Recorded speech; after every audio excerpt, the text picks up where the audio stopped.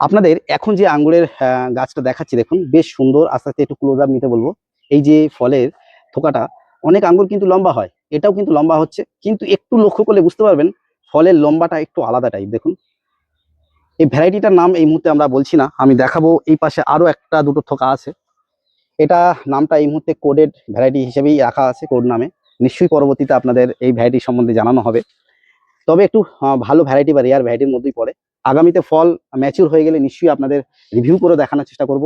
এটা গ্রেপ গার্ডেনেরই একটা mother plant, নিশ্চয়ই আপনারা দেখতে পাবেন। আর গ্রেপ গার্ডেনে কিন্তু চারার স্টক কিন্তু অ্যাভেলেবেল আছে, যে কোনো ভ্যারাইটির চারা, আপনারা আঙ্গুরের যে কোনো ভ্যারাইটি।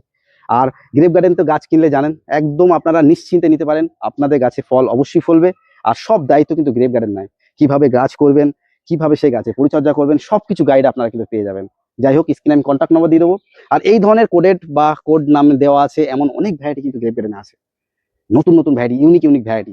যাই হোক, নিয়মিত গ্রেপ গার্ডেনের আপডেট পেতে বাগান প্রেমী হ্যাপি চ্যানেলটি অবশ্যই সাবস্ক্রাইব করে রাখুন। আর আজকের শর্টসটা দেখে ভালো লাগলে লাইক করে চ্যানেলের পাশে থাকবেন। টাটা।